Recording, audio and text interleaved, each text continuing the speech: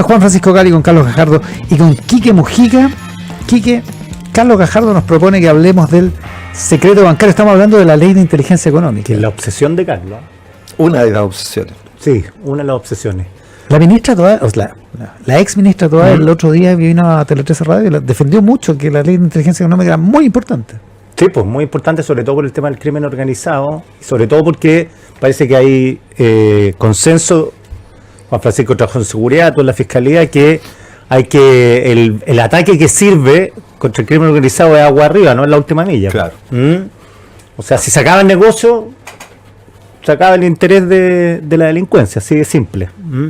Entonces, ¿por qué es importante el secreto bancario para esto? ¿Y por qué la negación a tu juicio de aprobarlo?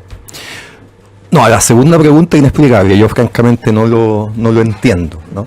Pero mira, hagamos un poquito de contexto. A ver. Yo diría, y yo creo que Juan Francisco está de acuerdo con esto, que cuando uno combate el crimen organizado hay dos cosas que funcionan. Uno, meter preso al delincuente, ojalá al más arriba posible, ¿no es cierto? Combinando eso con otro tema que está muy de moda hoy día, con que las cárceles sean lugares donde no sigas cometiendo delitos. Por eso es tan importante el tema de los inhibidores de señales que ha estado en la polémica en estos días. Meter preso al delincuente, ¿no? Y que desde la cárcel no siga delinquiendo. Y la segunda pata que funciona es quitarle el producto de su negocio ilícito. Y por eso todas las legislaciones del mundo, nosotros siempre somos el balcón de cola, con esto venimos recogiendo lo que en otras legislaciones se hace. Por eso se ha fortificado mucho en el mundo el combate al lavado de dinero, terminar o disminuir los paraísos fiscales, acrecentar las posibilidades de comisar la especie, etcétera. Porque aquí hay cierta, diría yo, alguna ignorancia en algunos temas. Cuando se discutió esto del secreto bancario, hubo gente relativamente destacada, diría yo, como Bernardo Fontaine, entre otros, que en la red social Twitter, ¿no? A mí no me gusta decirle X, decían, oye, pero qué absurdo esto, como si el narcotraficante ocupara el banco para... Bueno, pero lo que pasa es que siempre hay que ir a los datos, ¿no? Y esto está bien contabilizado. La UAF tiene un listado de cuáles son los sectores donde se lava dinero. ¿Qué sectores se utilizan? ¿Y cómo se hace eso? Básicamente con las investigaciones que se han llevado adelante por lavado de activos. Y entonces, en las investigaciones por lavado de activos, donde básicamente el delito fundamental es el narcotráfico, de los últimos 15 años, el 51% de esas investigaciones, datos de la UAF publicados en su página web, en el 51% de esos casos se han utilizado bancos para lavar dinero, ¿no? Entonces, todo lo que podamos hacer para tener mejor información, para poder combatir mejor, para poder quitarle la plata al crimen organizado, es una buena noticia. ¿Qué tenemos en Chile? En Chile tenemos un sistema reactivo donde cuando tú llevas una investigación adelante, el Ministerio Público puede... el fiscal pedirle autorización a un juez y obtener un levantamiento de un secreto bancario. Yo diría que en general eso funciona relativamente bien en el sentido de que los jueces otorgan los alzamientos, ¿no? Cuando un fiscal lo pide, mi experiencia ha sido que los jueces lo otorgan, no ponen una vara especialmente alta y lo otorgan en los plazos legales. En general tienen que responder en 24 horas y eso se cumple. El punto es que esto es reactivo, es cuando tú haces una investigación, es decir, tienes que tener ya un montón de antecedentes que den cuenta que se está cometiendo un delito. La leche ya está derramada, por así decirlo, ¿no? Por ejemplo, el caso actual, el caso de Carol Cariola. Yo no tengo dudas que un tribunal va a autorizar el levantamiento de Carol Cariola para ver si efectivamente tuvo financiamiento ilegal de este comerciante, empresario que ayer a propósito fue develado su identidad en Canal 13, ¿no? Que no es un chino, sino que es un chileno, que ayuda transversalmente, parece, a las campañas políticas. Y en todos los casos en que ya hay un humo de derecho, ¿no es cierto?, un juez va a autorizar el levantamiento del secreto bancario. Eso está bien. Lo que pasa es que tú necesitas actuar no solo reactivamente, sino preventivamente. Y para eso lo que funciona en Chile es la Unidad de Análisis Financiero, es decir, un organismo público que hace inteligencia financiera con datos que sobre todo le aportan los bancos. ¿Cuál era la modificación que se votaba ayer? Que es muy tenue, ¿no es cierto? Era muy marginal. Se decía, mire, la Unidad de Análisis Financiero, cuando tenga antecedentes de que se está cometiendo un delito, hoy día lo que puede hacer, de que se está lavando dinero, puede ir donde un juez, donde un ministro, pedir autorización y que el banco te levante el secreto. Y entonces los que se opusieron a esta modificación decían, oiga, si eso funciona bien, y se usa muy poco. Han habido no sé cuántos casos en los últimos años, muy poquito, y siempre se les da. Bueno, justamente ese es el problema, porque como es un trámite más o menos engorroso, la UAF tiene que conseguir buenos antecedentes, se termina utilizando poco. ¿Cuál era la modificación? Que la UAF, no el Ministerio Público, la Unidad de Análisis Financiero, pudiera, cuando tiene antecedentes, ya no ir donde el juez, sino que directamente oficial al banco para que le alcanzara el secreto bancario. Yeah. Ojo que hoy día los bancos están obligados a reportarle a la UAF cualquier operación sospechosa. O sea, esto de que el secreto bancario es a todo evento no es cierto. Hoy día los bancos están obligados, sin pasar por un juez, sin que nadie se lo pida, a reportarle a la UAF una operación sospechosa. Y además hay de un monto hacia arriba, y además, todas las operaciones se informan, además, digamos. Sí. Eso es el reporte de operaciones en efectivo, claro. ROE, ¿no? Cuando son más de $10,000, tienen que obligatoriamente reportar. Yo he visto las cifras de esto. Los ROE son más de 2 millones al año. Una cantidad de información tremenda que probablemente 2 millones de operaciones. 2 millones de robos que hacen los bancos. Claro. O sea, los bancos en más de 2 millones de operaciones veces, en efectivo. Exacto. Informan a la UAF que hubo una operación de más de $10,000. O sea, billetitos que alguien deposita. ¿Qué fue? En cambio, las ROS, el reporte de operaciones sospechosas, son mucho menos. Deben andar por los 15.000. No tengo el número exacto, pero es una cifra mucho menor. Entonces, lo que se proponía tímidamente era este cambio, que la UAF no tuviera que ir al juez, sino que se lo pudiera pedir directo al banco, y esto fue rechazado básicamente con votos de la oposición. La votación entiendo que fue 14-17, los 14 poquitos oficialistas, porque faltaron muchos, ¿no es cierto? El único que se descuadró de esto fue Matías Walker, que votó a favor, y los 17 son básicamente votos de la oposición. La verdad que yo no entiendo esta votación, o sea, los políticos se llenan la boca hablando de combatir el crimen organizado, de atacar aguas arriba, ¿no es cierto? Y una propuesta tímida que tenía por objeto hacer más eficiente el combate en contra del lavado de dinero fue rechazada, y bueno, uno no puede sino quejarse, ¿no es cierto?, de esta decisión. Hago la salvedad de lo siguiente. Este proyecto venía, por supuesto, con el patrocinio, ¿no?, de la OECD, para igualarnos con otros países del mundo. Venía con el patrocinio de la GAFI, que es la institución también internacional que se preocupa del lavado de activos. La Corte Suprema la había informado favorablemente, y hay una entrevista incluso de la Rosario Navarro, de la SOFOFA, que estaba de acuerdo con esta norma. Entonces, la verdad que no se entiende, a mí me causa casi indignación. Esto no se entiende, que tímidas propuestas para mejorar el combate a la persecución del dinero sean rechazados en el Senado. Juan Francisco Gali. Miren, en esto yo creo que hay que hacer algo de pedagogía, porque hablamos de lavado de dinero, lavado de activos, como si todo el mundo supiera un poco lo que es, y yo creo que es importante que la gente entienda de qué estamos hablando cuando hablamos de eso y por qué es relevante esto del dinero bancario, finalmente. Cómo, especialmente después de la pandemia, Chile además se bancarizó mucho. Hay mucha más gente que utiliza el sistema bancario. Además, hoy día han aparecido distintos mecanismos en que hay incluso tarjetas de prepago. Hoy día uno puede usar el celular como si fuera una tarjeta de crédito, ¿no es cierto? Hay distintos mecanismos para utilizar dinero sin dinero en efectivo. Entonces ahí hay dos factores que pueden ser relevantes para el combate del crimen. Algo decía Carlos, ¿por qué juntamos crimen cuando en realidad el crimen que le tememos, ¿no es cierto?, este crimen violento, que no tiene nada que ver realmente con el dinero, sino que más bien con la agresión física o la afectación a tu vida o en tu integridad física que pueda ocurrir con ocasión de la comisión de un delito, desde un homicidio, un robo, una extorsión, un secuestro, todas esas agresiones, que es realmente a lo que le tememos.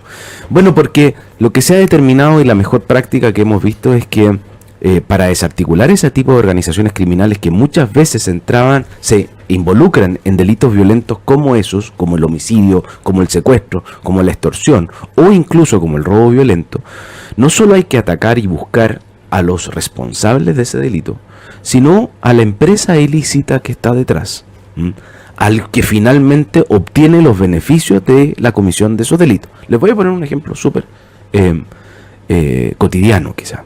El delito que genera, yo te diría, uno de los delitos que más temor genera, la encerrona o el portonazo. Ahí hay una persona que es víctima de un delito, que violentamente, probablemente con armas de fuego, le quitan su auto andando y eventualmente o le secuestran, si va con su hijo en el asiento de atrás, le secuestran al hijo, o eventualmente si se opone de cualquier manera puede que le disparen. Entonces, hagamos el ejercicio de que detenemos a los culpables, ¿no es cierto? Bueno, a lo mejor son un par de adolescentes, lo hablamos la semana pasada, a lo mejor son un par de adolescentes a quienes les pagaron 500 mil pesos, 600 mil pesos, 700 mil pesos por robar un auto específico. Un auto con marca, color y modelo. Entonces, ¿terminaríamos con ese fenómeno si es que detenemos a los que ejecutaron ese delito? Si nuestro sistema es suficientemente efectivo y agarramos a esos 3 adolescentes de 16, 17, 18 años y los metemos a la cárcel, probablemente no, porque detrás de eso hay alguien que tiene un negocio dedicado al robo de vehículos, que está dispuesto a pagar una comisión a esos adolescentes para que ejecuten el delito, y que después tiene que tener toda una maquinaria económica que le permita reducir ese vehículo, venderlo o desarmarlo y venderlo por parte, lo que sea, reinscribirlo, claro. Cualquiera sea el negocio que hay detrás. El punto es que cómo esa plata entra al mercado formal. Al sistema, claro. Exactamente. No. Y por eso combatimos, por eso se llama lavado de dinero, lavado de activos, porque en realidad esa persona adquirió un activo que era un auto de lujo de, no sé, $50 mil, 50 millones de pesos, y tiene que venderlo. ¿Y cómo le ingresa? No puede depositar esos 50 millones de pesos en su cuenta corriente del banco, porque ¿qué va a hacer el banco? Un poco lo que estábamos hablando antes. Va a avisarle a la UAF. Va a avisarle a la UAF, y el sistema debería, y aquí hay una teoría, debería alertarse porque hay una persona que está depositando 50 millones de pesos en su cuenta corriente y no tiene los ingresos como para justificarlo. Ese es finalmente el problema. Yo creo que el problema no está en la teoría, sino que está en la implementación. Y creo que en eso aquí hay una disputa que yo creo es legítima, Carlos, entre un principio de precaución frente a las facultades que le damos al sistema, al Estado, a la UAF, a la Fiscalía, a lo que sea, para conocer de tu actividad económica, privada, lo que sea, privacidad, ¿no? Y las facultades que necesita el Estado para prevenir que ocurran este tipo de delitos. Y ahí está el equilibrio, ¿no? El equilibrio que teníamos hasta ahora era que solo una vez ocurrido el hecho, el encargado de investigarlo y las policías podían pedir la autorización a un juez en caso que tuvieran una sospecha, información sobre las cuentas corrientes de ese individuo que es sospechoso. Entonces Carlos nos dice, no, tenemos que ir un paso más allá. Tenemos que, para fines preventivos, tener información de todos, ¿no es cierto?, los movimientos de cuenta, de tal manera de poder saber si es que esos movimientos de cuenta son sospechosos. Yo creo que... No, pero ahí me estás parafraseando mal. Porque una, que no soy yo, es la OECD, si quieres poner quién está por esto. Y segundo, que la idea, y por eso me demoré en explicarlo, no es tener el detalle de todos. Es que la UAF pueda, en investigaciones en que hay sospechas de lavado de activos, concurrir directamente al banco. Es decir, cuando ya estás investigando crimen organizado, porque es respecto de determinados crímenes. Estoy de acuerdo, sí, no vamos a tener diferencias. Solo claro, podría ser... no universal. No es un paneo de tuyo, mío, pero y de podríamos... No, porque hay risa al Quique, ahí pero dado que no hay... Pero fíjate si la discusión en realidad no es sobre si es que tienen facultades o no, sino en realidad cuál es el mecanismo de control. Porque Carlos lo dice bien, ¿no es cierto? Cuando la UAF tenga una sospecha, va a poder pedir directamente esa información. El problema es que ¿a quién le fundamenta esa sospecha? ¿A quién le da explicaciones de que la sospecha no es porque el funcionario de la UAF le tenga mal al otro gallo y quiera saber, o porque ¿qué ha ocurrido? No es porque el funcionario de la UAF tenga sospechas de que tiene un conflicto personal con su... Perdón, ¿qué es lo que ha ocurrido? ¿Ha ocurrido una situación de ese tipo? No. Ha ocurrido que hay funcionarios que utilizan sus facultades para provecho propio. ¿Eso basado en la UAF? No estoy hablando de la UAF, Carlos, estoy diciendo que tenemos que prevenir ese tipo de conductas porque ese tipo de conductas han ocurrido en otro tipo de servicios. En la investigación de otros casos en que funcionarios del Servicio de Impuestos Internos, ¿no es cierto?, hacían gestiones porque la Leonarda Villalobos tenía pariente en el servicio, ocurre. Claro. Entonces, lo que estoy diciendo... Pero ese ejemplo de casos delictuales no te pueden servir de base para decir entonces quitemos la facultad del Servicio de Impuestos Internos. No, pero sí para decir cuáles son los mecanismos de control que vamos a establecer para fin de evitar ese tipo de circunstancias. Porque, y tú lo dijiste muy bien, hoy día, con el mecanismo de control que existe, que es la autorización de un juez, esta facultad se utiliza muy poco. La pregunta que nos tenemos que hacer entonces es, dado que el crimen organizado en Chile pareciera estar avanzando y complejizándose, pareciera que el uso que hoy día hace la UAF de esa facultad de conocer las cuentas corrientes de los ciudadanos Investigados por delitos graves. es muy menor. Y por lo tanto, deberíamos ampliar las capacidades de la UAF. La pregunta, y yo creo que es legítima, y yo ahí entiendo que vamos a estar de acuerdo, Carlos. Yo creo que efectivamente hay que ampliar las facultades. Y efectivamente, y esto hay una palabra que aquí no se menciona, pero el proyecto se llama de subsistema de inteligencia económica. Y efectivamente la inteligencia es eso, proveer de más información para que el Estado pueda anticiparse a la ocurrencia de delitos, y en este caso delitos económicos. No, es que por eso, es que si estamos de acuerdo, lo que no se entiende es por qué este proyecto se termina rechazando, ¿no? Porque esta discusión la tuvimos el año pasado en la radio. ¿El proyecto está avanzando, Carlos? No, se rechazó en el Senado. No. Se votó ayer esta norma y se rechazó en el Senado 17-14, en el Senado. Porque esta misma discusión la tuvimos en agosto, me parece, del año pasado, cuando esta idea se votó en la Comisión de Hacienda.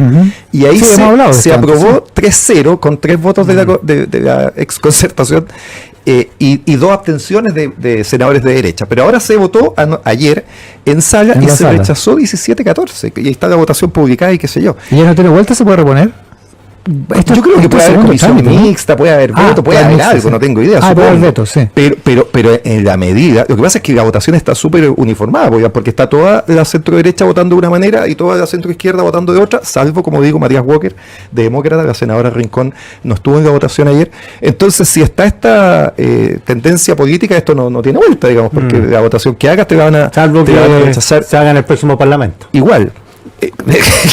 Claro, pero eso ya es un año más. Sí, un año más. Y todo el tiempo que esto se viene discutiendo. A menos que, como dice Carlos, se vaya a la mixta, pero esa es la única opción. Pero tiene que haber acá una decisión política de esto aceptarlo. ¿Sí? Y por eso yo pongo el hincapié en que esto viene con la fuerza de la OECD, el visto bueno de la Corte Suprema, la SOFOFA, le dio el ok. Entonces no se entiende que la derecha se oponga a esto. ¿Y sabes lo que quiero decir en esto? Se hace mucha crítica a la centroizquierda, y con razón, de que ha tenido cierta reticencia a aumentar en general todas las normas que tienen que ver con darle mayores facultades a las policías, históricamente, ¿no es cierto? Probablemente por el resabio de la dictadura. Cada vez que hay intentos de aumentar las facultades de las policías, control de identidad, etcétera, la centroizquierda, y se le critica, y a mí me parece que con razón, esta reticencia que tiene. Yo creo que esta misma crítica uno le puede hacer a la centro derecha. La centro derecha le tiene pavor a aumentar todo aquello que tenga que ver con mayores facultades para los delitos económicos. Si esto no tiene que ver con crimen organizado, la centro derecha tiene una reticencia histórica a que cualquier cosa que signifique finalmente que los delitos de cuello y corbata se puedan investigar de mejor manera, arisca la nariz y empieza a buscarle las 7 patas al gato. Porque obviamente en estos casos de crimen organizado también en algún momento van a poder caer delitos de cuello y corbata, y yo creo que ese es el motivo de fondo que genera este rechazo unánime de la centro derecha a este proyecto, que a mí me parece fundamental. Mira, en primer lugar, queda trámite legislativo. Yo creo que eso se puede corregir. Efectivamente tenemos que ponernos de acuerdo, ¿no? Y yo creo que el ponernos de acuerdo no va en acusar a la centro derecha de ser defensora de intereses, sino que de tener posturas que, en mi opinión, son discutibles. Yo soy de la opinión, y habiendo estado en el Ministerio del Interior, yo soy de la opinión de que hoy día estamos en una condición en que la amenaza se ha agravado, y por lo tanto las facultades que le tenemos que dar al Estado tienen que ser mayores. Y yo creo que este proyecto va en ese sentido, ¿no? Y creo que va en el sentido correcto. El problema es otro, que hay que hacerse cargo. Hay que hacerse cargo que los mecanismos de control, y ojo que aquí los afectados muchas veces no han sido ni los grandes grupos económicos, ni las personas. En algunos casos han sido hasta periodistas, en que la mala utilización de los sistemas de inteligencia han generado afectaciones. Juan Francisco. Y eso no implica que nosotros tenemos que terminar con la inteligencia, pero lo que sí tenemos que cuestionarnos es que tenemos que tener mecanismos de control de tal manera de que no nos pasemos de largo. Y te voy a decir solamente por qué. Porque, mira, uno de los antecedentes que se dio en la discusión de este proyecto. ¿Tú sabes cuántas solicitudes había hecho la UAF entre el año 2015 y el año 2019? Esto está en el informe que hizo Chile a la GAFI. Muy poca. 12 solicitudes. 12 solicitudes de levantamiento del secreto bancario. En 4 años... ¿Te explico por qué? Solo te digo, Carlos, es que tú llegas a decir, mira, ¿sabes qué? Este sistema parece no estar siendo efectivo porque se utiliza muy poco. La única forma en que se utilice... Por eso, pero es que la única forma que se utilice mejor es quitarle absolutamente el control judicial. Yo creo que esa discusión no es tan... absoluta como para llegar y decir, no, es que la centro derecha es la que se opone para poner... No, bueno, yo no creo que haya nadie en la casualidad que los 17 hayan sido centro derecha. Yo no creo que haya nadie en la centro derecha que no esté por combatir el crimen organizado. Mira, déjame una cosa cortita porque es muy buen ejemplo que pusiste sobre el periodista.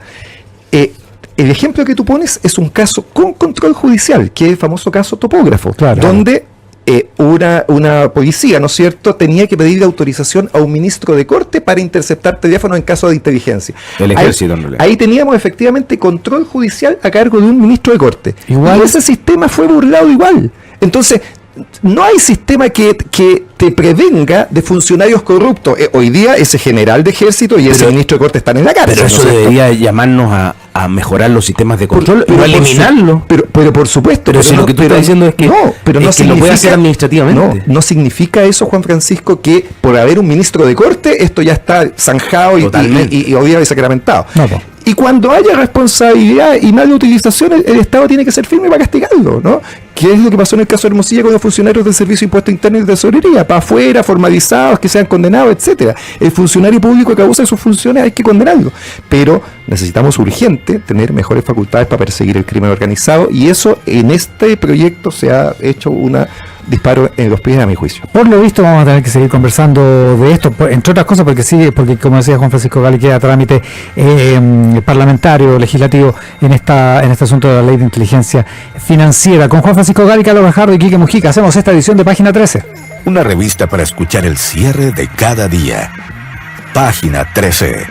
El mejor análisis en voces atentas a la actualidad. En 2003, Aaron Ralston quedó atrapado en el desierto. Tras 127 horas tomó una decisión extrema para sobrevivir. No te pierdas su inspiradora historia este 15 de abril en el Metropolitan Santiago. Entrada gratuita, cupos limitados. Más info en cmpc.com. Si buscas más estabilidad, cámbiate al internet fibra WOM con 800 megas, Zapping, Plan Fútbol, TNT Sport Premium y acceso a todo el contenido de Max a solo 29.990 pesos por un año. WOM, nadie te da más.